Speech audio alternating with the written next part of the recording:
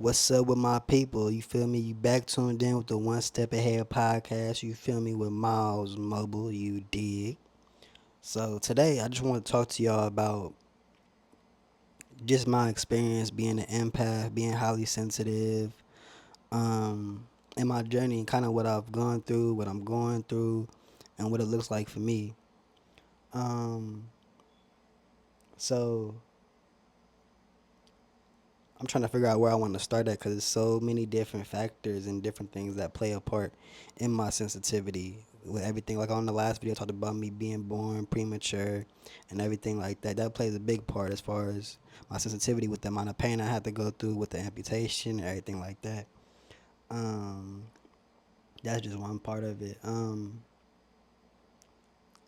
So so just growing up as a kid, you feel me, being different physically. Um, it was hard. You feel me? It was rough. You feel me? Dealing with all the bullying shit, all the bullshit.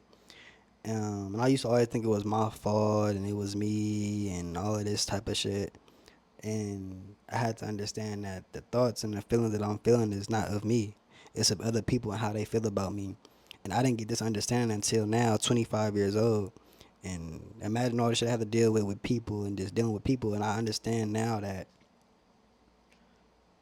was part of my journey to get the information of how to deal with people, if that makes sense. To get the download of how to deal with people, of what it looks like and how it feels, and I'm going through all these things to understand, to be the testimony, Um, yeah. So like I said, so up until now, like so it's a lot to explain, but um, I say about 21 years old. 21 or 22 years old was my first time going to the psych facilities, to the hospital for psychiatric matters. Um, so the first time I went, I was dealing with anger, a lot of rage, and just going off, just going bad on people. I had my reasons, but not really. But I did have my reasons, and I did have a logical understanding when I was doing what I was doing, but I thought that my reaction was the right reaction, which it wasn't the right reaction. It landed me in jail, landed me in trouble, landed me in psych facilities and things like that. So with that being said, so I had an outburst, an anger outburst at my mom's house. This is, like I said, back in 2020, I guess. I was 21. So I had an outburst at my mom's house, just going off angry, mad, trying to figure it out, just trying to figure out this whole thing, called life. You feel me? Um, and at the time, not knowing I was feeling other people's emotions and dealing with that, being not conscious of it, it was like I was always mad, angry, and I'm like, why do I feel like this? In the morning, I wake up, I feel good. I come out of my room, I feel all this just tension, just grr. So trying to figure that out and figuring that out.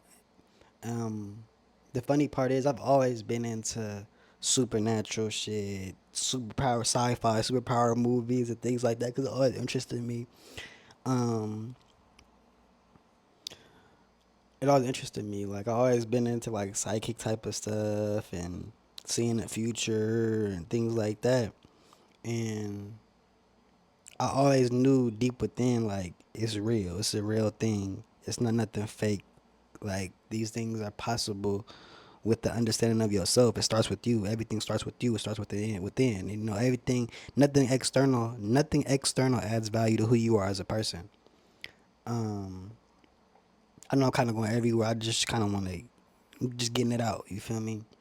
Um, so yeah. So I had an outburst. I was going through that outburst. My mom came to me, asked me. She was like, "Do you?" She asked me if I want to go to the hospital to see about some medicine. And in my head, the first time going, I'm thinking, oh, we just gonna go get a checkup. They're gonna give me some medicine and we gonna leave. That's what I'm thinking the whole time. But it wasn't like that at all. I ended up staying there. They left me in the motherfucker. I was like, damn, damn, damn. But yeah, they had me on Seroquel at first. they had a psychologist lady come in there with her jacket on, give me the evaluation or talk to me, and I'm so glad. I am so glad I didn't answer none of them damn questions wrong, cause yeah, cause they a lot of people confuse being an empath or having a sensitivity with schizophrenia and shit like that, and it's like it's not really what it is. But okay, um,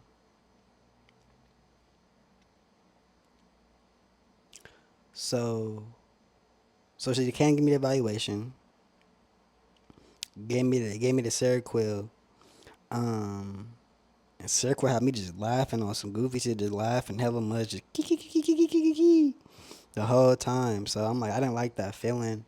I don't like any of the medicine at all. But I've been on Seroquel, Abilify, and the worst of the worst, Heridol and Benzotropine. That's some bullshit right there. They know that's some bullshit.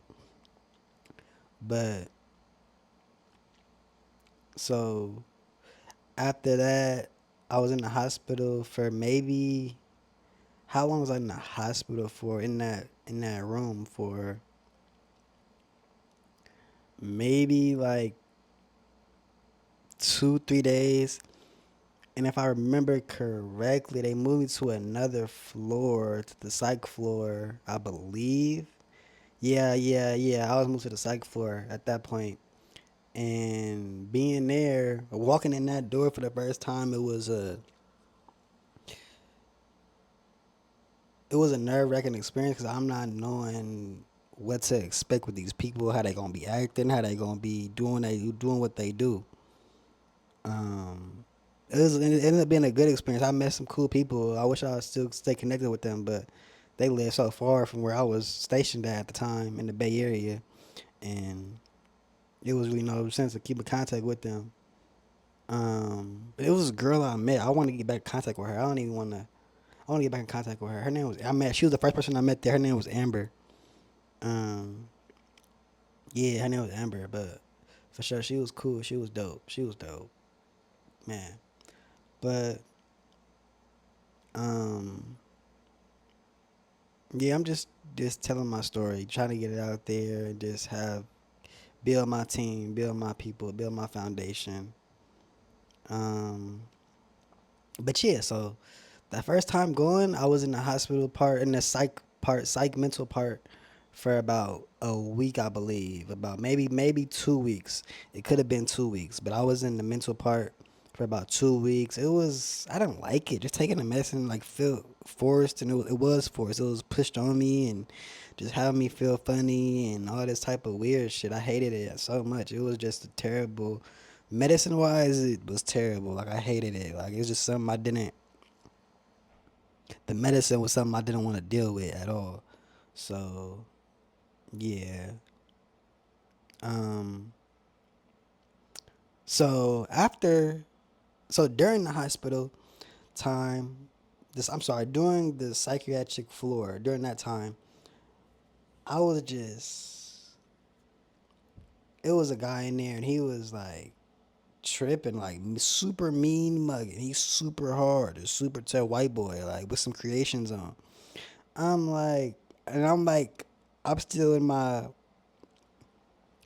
uh lower state of being, I guess you could say, and I'm just mad at him. Like, why the fuck you looking at me? Why the fuck you mad? Why the fuck you? Cause motherfuckers do that with me. When it come to me, motherfuckers just so fucking judgmental. I walk in the room, motherfuckers turn their face up, doing hella weird ass shit. You bitch ass nigga. I don't gotta fuck with you, nigga. Fuck is you talking about, bitch? But you niggas be hoes for real. Like, nigga, I'm a god. You feel me? You fuck what you talking about. You feel me? So yeah, motherfuckers should be so fucking judgmental. Like, I hated that shit, but I learned to get over that shit. I got over that shit. I don't give a fuck about certain little shit like that, like little inconsistencies, little dumb shit. I could give a fuck about it. But yeah. So after I left from the psychiatric part, one of the doctors came up to me and asked me, due to my behavior being so well in the facility, he wanted to know if I wanted to go to a residential, like a house that they place you, um, with less people and more more, what do you call it? More stable. I guess you say more stable or more, yeah, more stable, more guidance or more like more structure. There you go, more structure. It's more structure. It was about 12 of us all there at the most, 12 of us. And I met some great people there for sure. I met some great people at the residential for sure. That was a great experience. I had my first tarot card reading. Going back to the psychic stuff and all that stuff, I had my first tarot card reading there, and that was a great experience. That was a great experience. You feel me? Shout out to Cooper. You feel me for giving me that experience for sure. That was a great experience. Um, and I met some friends there that I'm no longer friends with. Like shout out to y'all. Like yeah, but that was it was cool. We got catering too. Catering every day. Breakfast, lunch, and dinner. That catering was on point. Them French toast with the eggs. Oh mama, I just want some more of that shit. You feel me? On me. So that's the first time I went to the psych ward. The second time,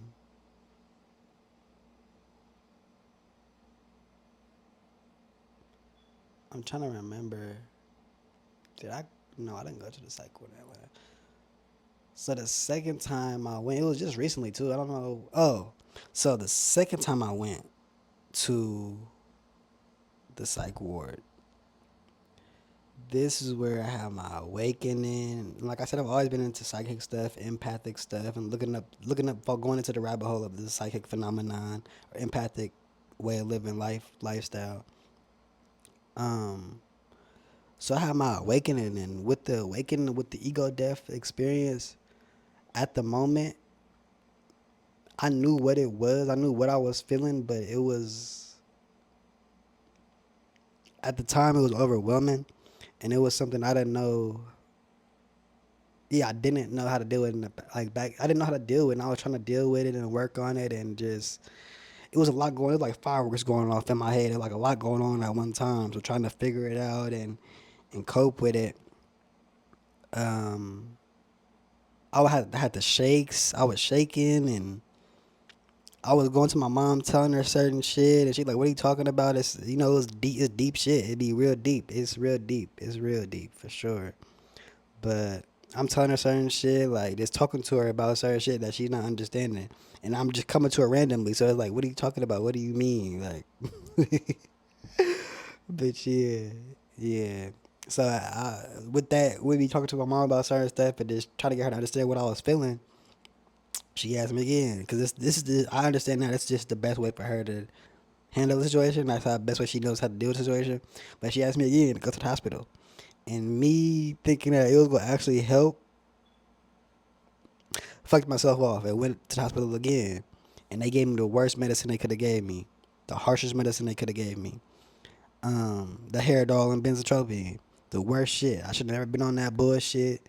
Should have had me fucked up, had me all the way fucked up. But I'm getting back to me now. You feel me? I'm back to me. Like, hey, you know. So, so yeah, that shit fuck you up. My dick was dead. I was hurt. I was hurt. I couldn't even get hard. I couldn't even get a hard on at all. I was trying. I was trying every once I popped the pill. I'm talking about dick, shrimp. I'm talking about shrimp dick mobile. You feel me? Gosh. You feel me? I can't even fuck a bitch if I want to. But but yeah, that second time around, woo, that was a trip. And then when I get to the mental facility part, these motherfuckers was fucking with me. The people that was there were just fucking with me, trying to get in my head, saying little shit. I'm like, leave me the fuck alone. But yeah, this time I didn't. This last time I didn't meet too many people that I would kick it with. I was yeah. I mean, I'm maybe one person, and shout out to her, but maybe one person. But yeah, this last time I ain't making no friends. I wasn't trying to make no friends. Really, I was trying to work on me, work on myself, make sure I was okay, make sure, and I know I'm okay. I know I'm all right. You feel me? So, And that's what I wanted to say too. That's what I meant to say with the benzotropine, with the Herodol and benzotropine, with the Herodol and benzotropine, along with killing my dick, it killed my feeling. So I'm still fleshing myself out of the fucking medicine, still trying to get that out of my system to get my feeling back, to be back to where I was feeling wise, as far as feeling everything around me and being able to. And this time, this go around, I'm gonna be able to work it out and get it worked out myself with breathing, with working out, with taking my walks, with all these different things. I'm gonna be just working on myself and handling it how I'm supposed to handle it for sure.